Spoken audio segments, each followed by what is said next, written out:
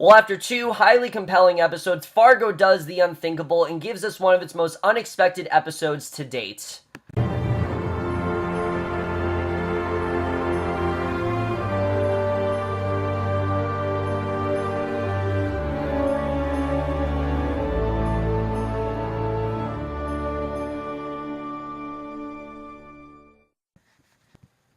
Hey guys, remember Fargo, Season 3, Episode 3, The Law of Non-Contradiction, and holy shit, one episode this was. I mean, I knew definitely that we were definitely going to get the story at some point, but not quite in the way this episode was, because this episode, I know I said back in the season premiere that, oh, Noah Hawley is, starting to fall into his own tricks, and the season is kind of formulaic, and it's very similar to other stuff. Not after this episode. Definitely not the case, because this episode is unlike anything we've ever seen Fargo done before. It was three separate stories, all of them seemingly unconnected, but they all really did connect together in the end.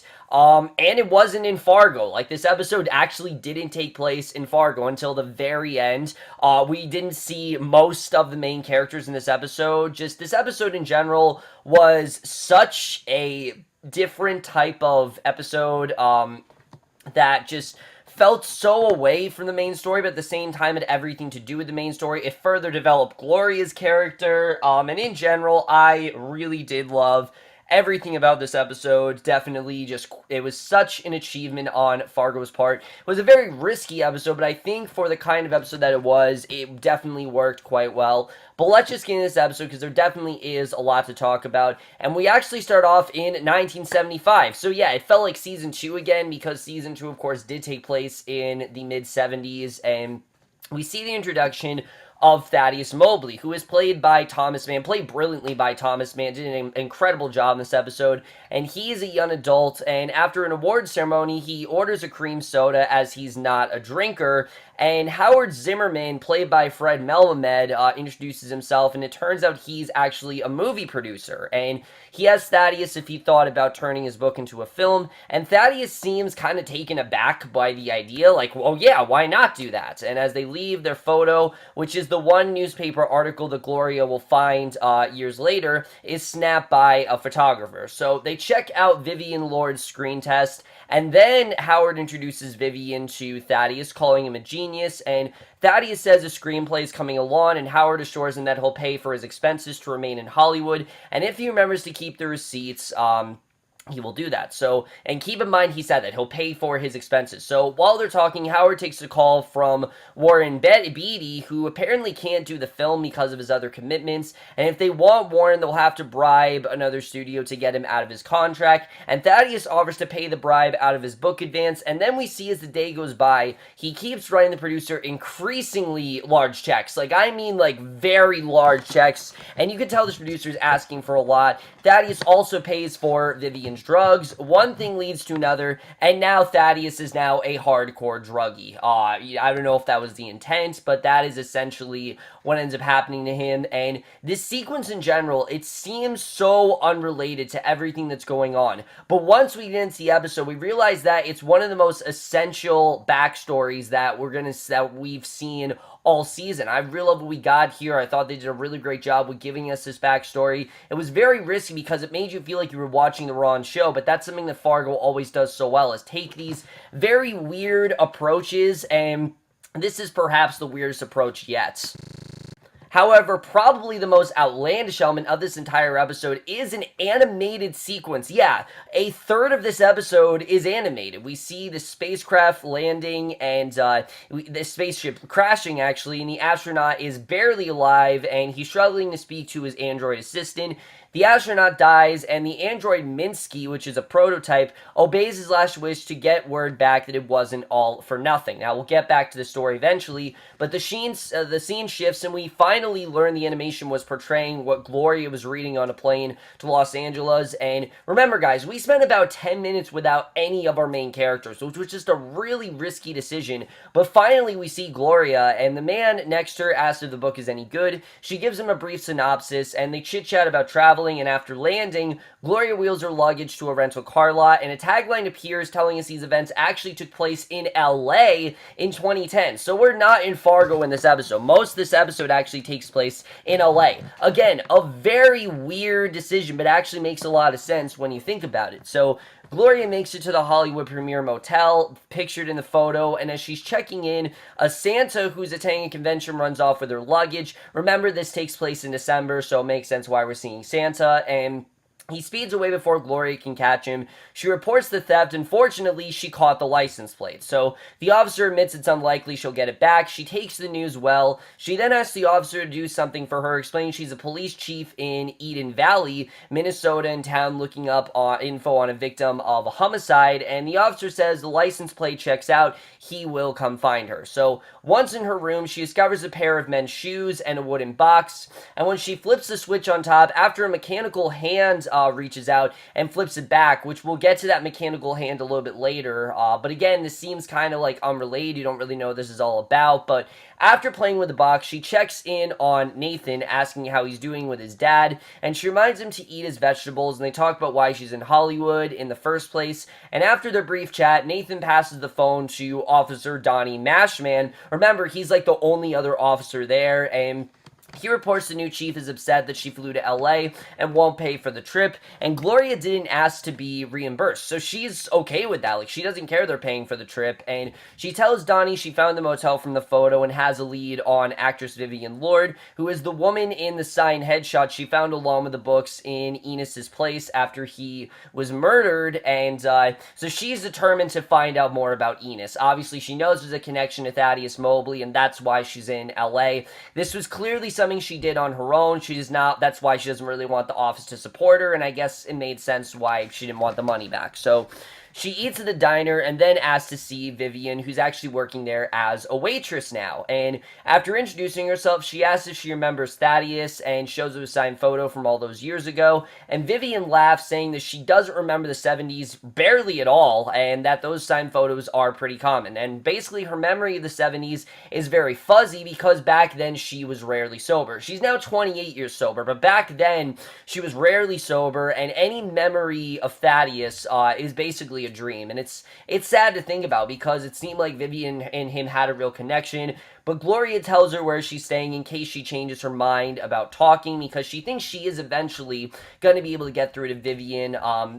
But right now, Vivian's not really talking to her. So, obviously, Gloria is determined to get answers. She's not just going to take no for an answer. And that's something I love about Gloria in this episode, is that even when it seems that there are no answers, she is still determined to get as many answers as possible. And I really did love that here. I thought she really did an incredible job. And Carrie Coon is just so rootable. I mean, no matter who she's playing, whether it's Nora Durst or whether it's, Gloria Burgle, she always is very rootable. I really love what she did in this episode, and in general, I really am loving this character so far.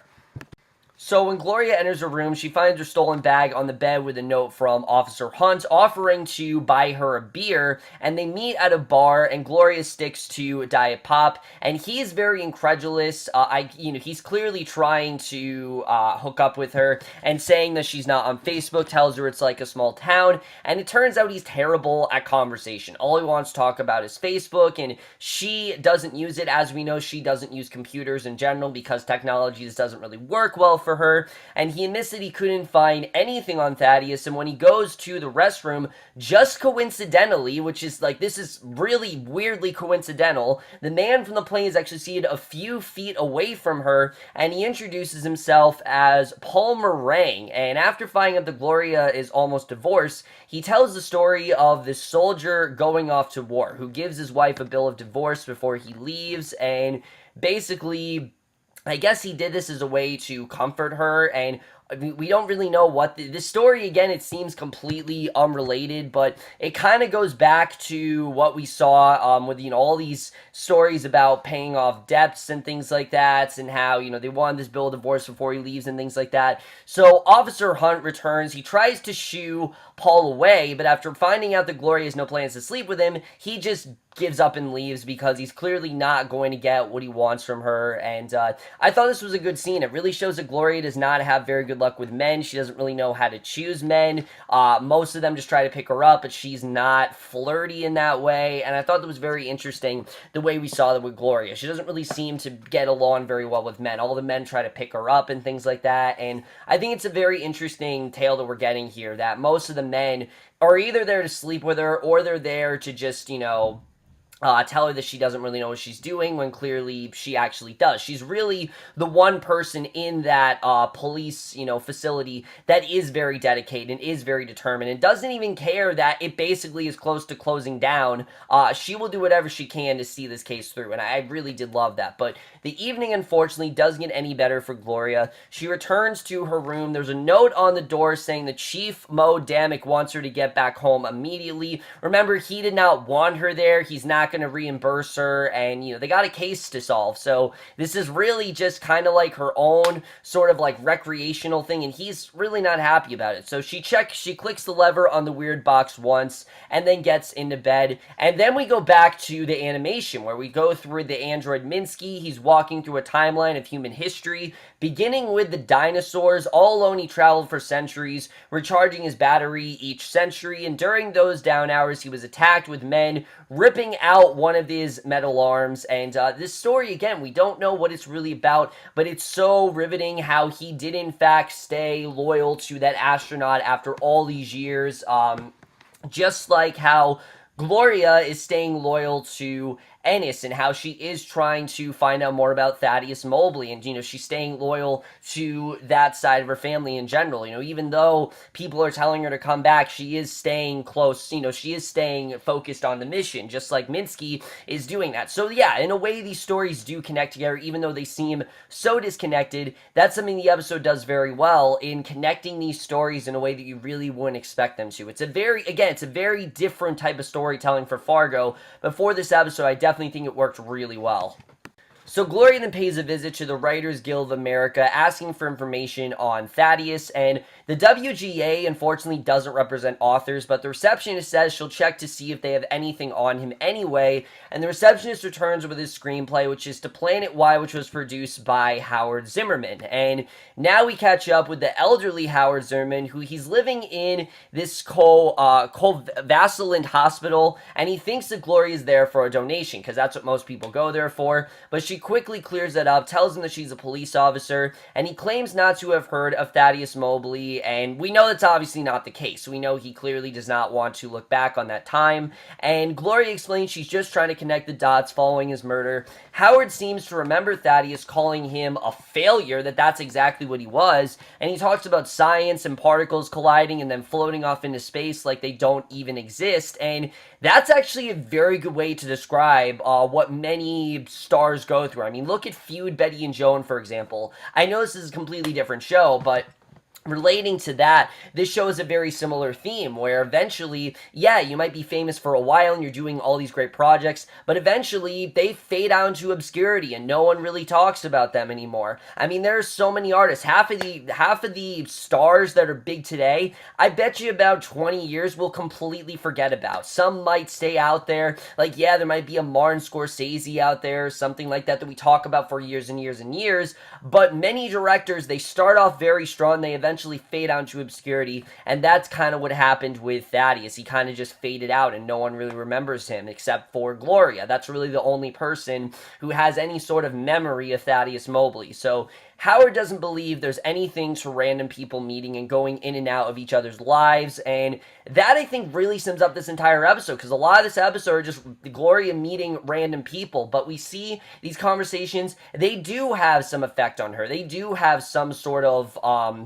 emotional resonance to the conversations that she's having, and he kicks her out of his room without giving her any more information on Thaddeus, not really caring about Thaddeus in general. And Gloria then stops a nurse, asks if anyone visits Howard, and no one does, and the nurse says he's been there for a long time. Since a horrible accident almost killed him, we don't know what that is about, but we see another image segment which shows the one-armed Minsky watching civilization's rise and fall, and he can't send word back home. There's no one left to respond to, and again, he is still carrying out that mission that astronaut told him to. So finally, the spaceship arrives, the visitors begin shooting everyone in sight, and Minsky is beamed aboard the ship. Obviously, his time is quickly coming to an end. So Gloria wakes from dreaming about Minsky as someone slips a note under her door telling her to call Vivian Lord, and, because there clearly is more than Vivian to share with her.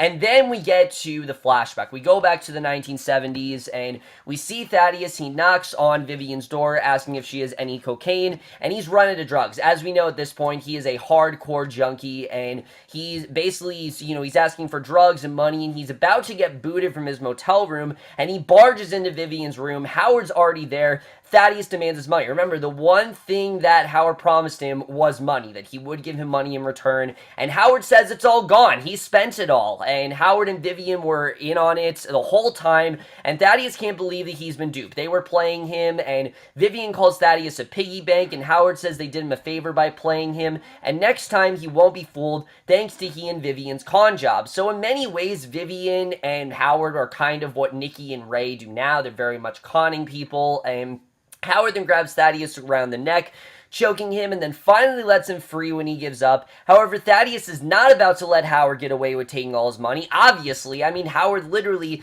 just single-handedly took all of this money that he said he would give to Thaddeus, and he did not agree that at all. So Thaddeus grabs Howard's cane. He begins ruthlessly beating him with it, and this very much is how a lot of crimes start in Fargo. It all kind of escalates from little scenarios like this, and he begins ruthlessly beating him with it. Vivian tries to get him to stop. Thaddeus slams her into a wall. He raised the cocaine to strike her, but then toss it down, saying that she is a bad person, and that entire sequence was so well done. We now know why Howard, what the incident was all about. We know what happened with Thaddeus and why Howard doesn't really like to remember him. But it's clear that Thaddeus in general, he was duped in the end. He got, and, basically he thought that he had, what he had with Howard was rock solid and that Vivian actually cared about him. But in the end, he just was too committed to these two people who really didn't give a shit about him. They were just conning him the entire time. It's a really devastating sequence that really does show why no one really wants to talk about that Thaddeus part of his life, because it genuinely is what brought down his downfall. So after so many countless hours, Vivian finally is ready to tell all. She reveals this story while seeing the booth of the diner with Gloria. The beating was the action the nurse referred to, and Howard was grievously injured. Now, Vivian doesn't believe that Enos's death had anything to do with those events from decades ago, and neither does Gloria.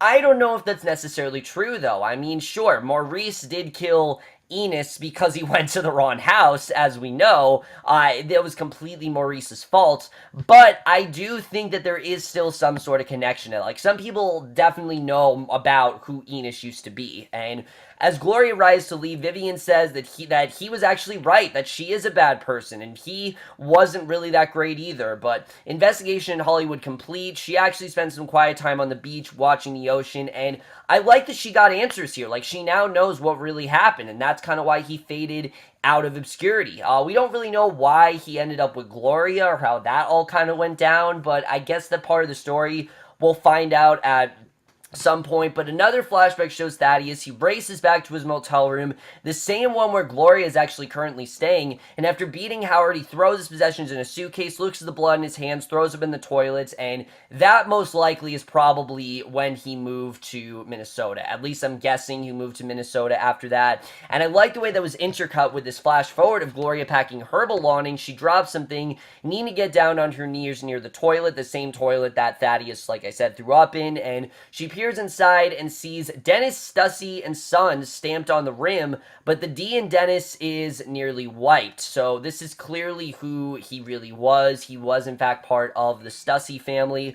And again, I like that we see there is definitely a connection to the Stussies. Like, she doesn't know Emmett and Ray Stussy, but they are definitely out there. And we see Thaddeus looking at the same stamp after vomiting all those years ago. And, of course, that is the stamp that Ray and Emmett are now fighting over, as we know. At least I think it is. I think it's the same stamp that they're fighting over. So definitely, Ennis had some sort of connection to that stamp. And I think that definitely is going to be a big part of the feud moving forward. But Gloria does fly home to Minnesota, and we get one last sequence where we see the aliens from the United Federation of Planets giving Unit Minsky an honor for his service. Apparently, he's the oldest sentient being in history. Correct me if I'm wrong, but I think David Thewlis was the one who was doing the announcer voice, like the one who gave Minsky the award. So the UFP is judging his age to be about 2.38 million, which remember, he's been traveling around galaxies all this time, doing exactly what the astronaut told him to do 2.38 million years ago, and he has seen everything, including the birth and death of planets.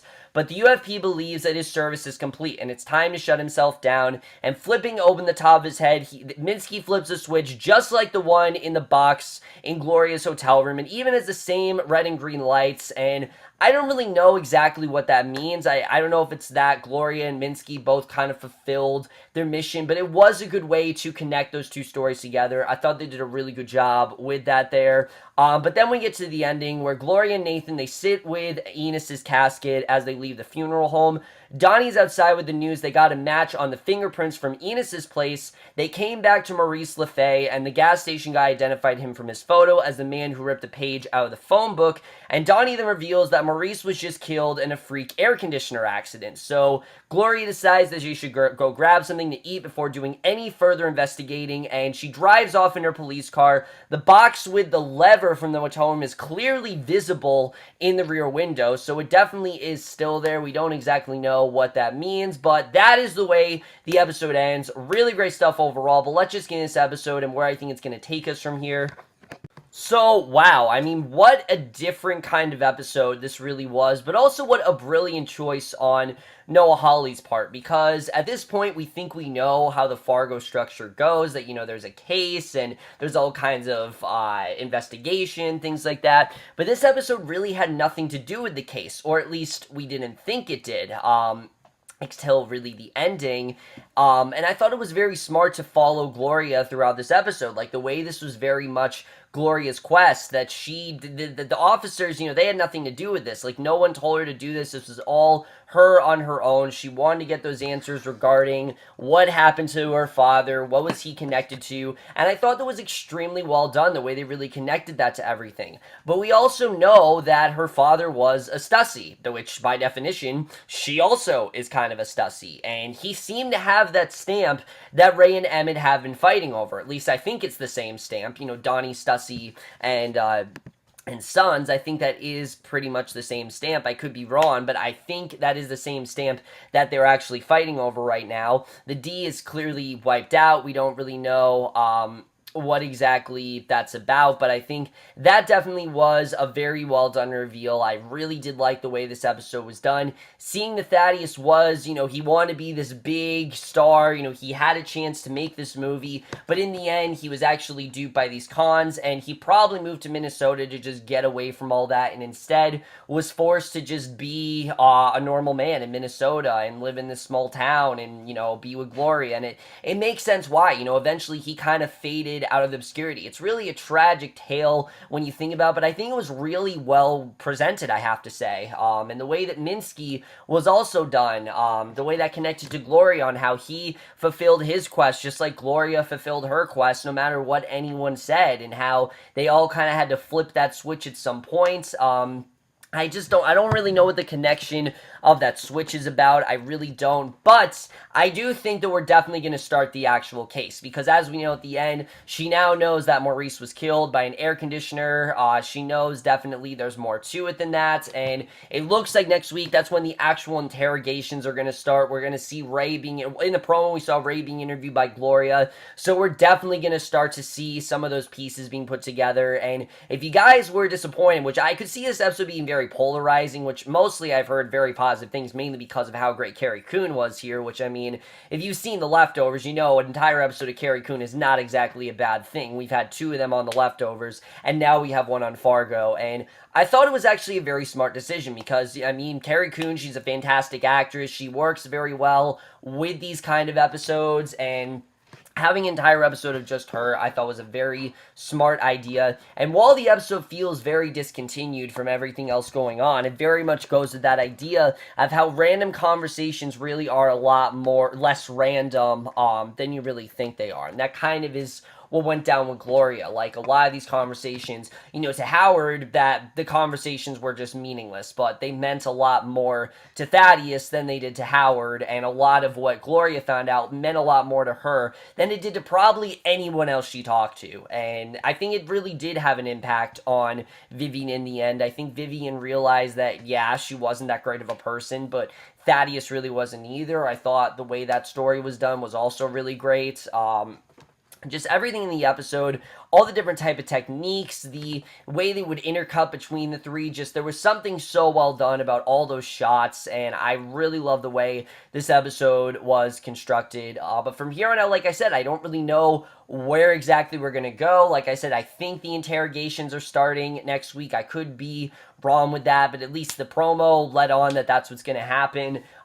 We know that she definitely does have some sort of connection to the Stussies, though, because obviously Emmit and Ray, Stussie, Gloria definitely is a Stussie, and I don't know when she's going to find that out or how that's all going to go, but we'll have to see the way that all turns out. This was definitely one of the most ambitious Fargo episodes to date. I was definitely very impressed with the way this one turned out, and I'm definitely going to give Fargo Season 3, Episode 3, the Law of Non-Contradiction, a 4.75 out of 5, or an A. What a different kind of episode this was, but I think it really was the right time to do an episode like this. It seems that the actual story is actually going to start next week. I can't wait to see the way that all goes down. They really have set up everything perfectly, and now we just need to see how everything really does pay off. So this episode of Fargo, let me know what you guys thought of this episode overall, loved your thoughts in it, and I will see you guys in my next video, which will be for Riverdale. I have 2 episodes to review, and I will get both of those done very soon, and I will see you guys for that. Okay, bye.